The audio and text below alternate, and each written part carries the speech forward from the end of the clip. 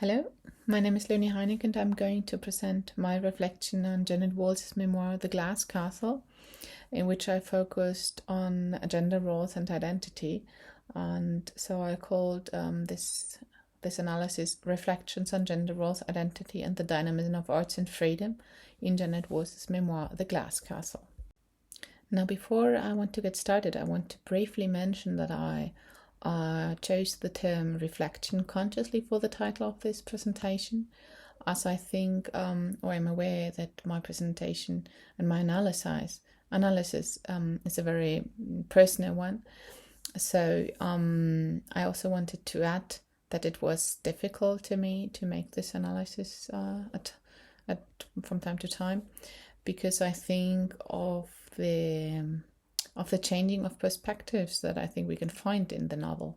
We start with an adult perspective, and then we can see the childhood memories of the author, followed by her memories when she was growing up, and all this related to the aspect of the construction of identity.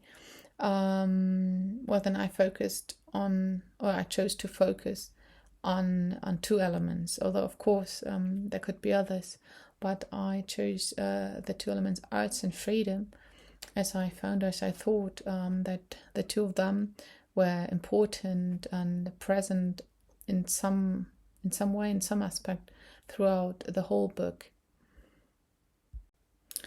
Now I will briefly outline the aspects that this presentation will contain. First of all, a brief theoretical section to gender roles and family, followed by identity and female empowerment through writing. Then we will have a brief look at the author and her work. And then we will have a look at the analysis of the novel, The Glass Castle, and we will finish by the final reflection.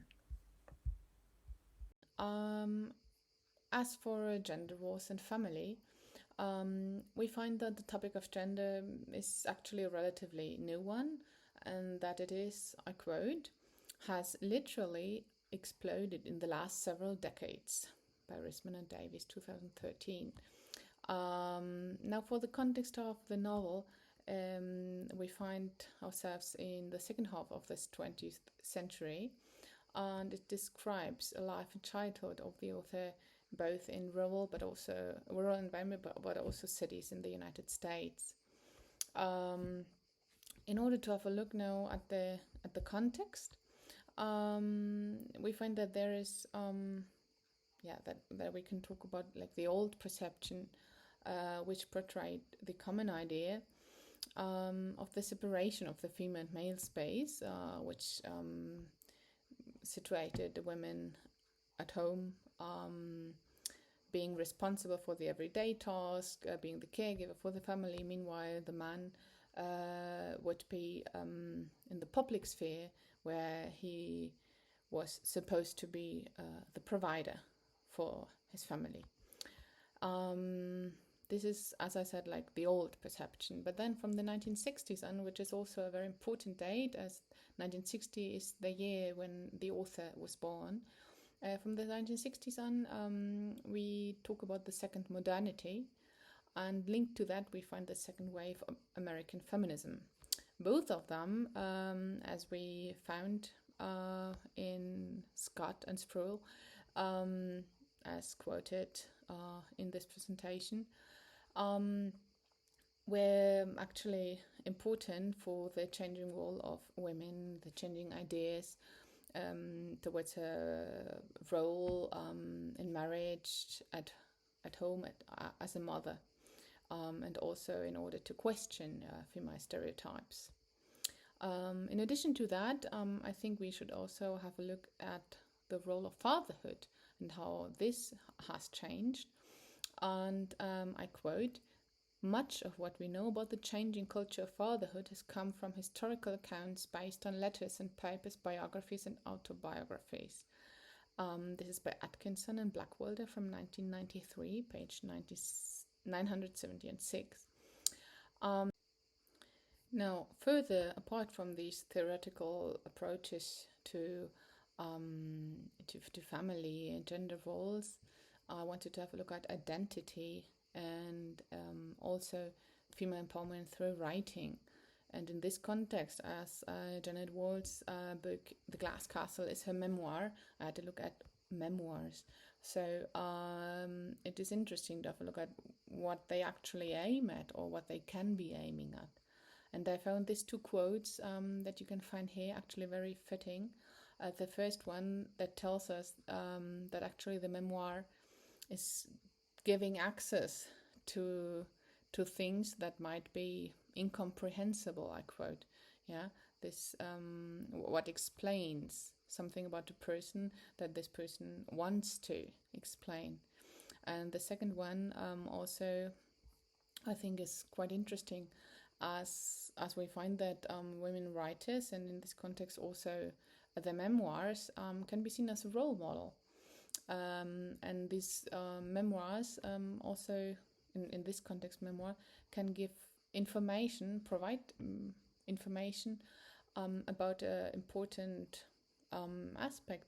For instance, perspectives on gender or women. So I find this very important to keep in mind as reading Walls' memoir. Well then, let's have a look at a quick, brief outline on the author and her work. Jeannette Walls is a former journalist. She is an author from the United States. She was born in 1960 in Phoenix, in Arizona. And in 2005, she published the book The Glass Castle, which is her memoir, in which she narrates her childhood surrounded by her family. This is her mother and her father and her siblings, living a quite nomadic lifestyle. And some years later, in 2009, she continued. She published a new book, which is called Half Broke Horses, which is based on the life of her grandmother, Lily Casey Smith, which I mention here because her grandmother also appears in the book The Glass Castle. And this is why I thought it would be interesting to have a look at that. We could say, maybe continues the story of her family in this other work. The Glass Castle then was adapted to a film in 2017. Now, as I go on with the analysis of the novel, I want to come to the two aspects that I chose to have a look at. Arts and freedom, as I think, how I mentioned in the introduction, that we can find it throughout the story of her life, as narrated in The Glass Castle, and I wanted to have a look at how these two aspects impact on the construction of identity. So first we have arts, which is together with freedom, one of the core elements as I read it.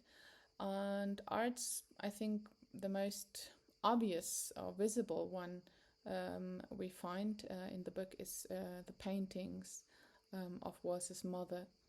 As to freedom, we find different examples, as I also was thinking about the term freedom and how we can, or how I can understand it, and I thought we can have a look at from different angles, a look at the word freedom. So, for instance, we can find the family's nomadic lifestyle, but also maybe the non-abeyance to public norms, certain public norms from time to time, or also the not very constant enrollment in schools of the children. They were rather sporadically enrolled, at least at the beginning. Now, as related to family, relationship and gender roles, I wanted to mention that at the beginning we find, and at the end we find something that I thought works like a frame to the book. I will come back to this at the end. At the beginning we find a paragraph of acknowledgements, and I think in this paragraph, as I read it, the author expresses the importance of family and family values. but also the appreciation for arts and to live life in an individual but authentic way. And then, as the book starts with the adult perspective of the author, I think this is the first moment when the reader gets to know the reflection, Waltz's reflection on her life, and the difficulty that I think we can see here to find her own identity, and the struggle between her parents' lifestyle in comparison to her own, which to me wasn't appeared as there was a need for distance and also some remorse. As the author goes on, then we go back in time and we have a look at her childhood experiences. And I think focusing again on the two elements that I chose to have a look at, we find from the beginning on the importance that freedom and individuality and arts had throughout her life. Having a look at now the gender roles that we find portrayed in the descriptions of her mother, we find that her mother is described as a woman who did not reflect a typical role of motherhood of her time, and that she was always encouraging the creativity of her children. On the other hand, her father, I think, was also, and at least at the beginning, a very important source of inspiration and creativity to Waltz. She had an initial admiration at the beginning for him that we can observe, as I think that shifts through time as she's growing up and as she is able to reflect on her life and think that happened in her life. And this is also related to the relationship of her parents that she observed, which for our analysis, I think, as I read it, were rather different from the beginning on, being the father the one who made the decisions and the mother the one who rather followed him. Also, then there were moments of violence, both verbal and physical violence. And so this admiration shifts, and the perspective we can observe that the perspective shifts through time. Now, after having had a look at the relationship of her parents and the description of her parents, some aspects, I want to come now to the aspect of identity, which is actually the element I was having a look at. And I think in the end, after reading the book, I think the author noticed that she had to make a change by herself for her life if she wanted it to be different to the life she knew.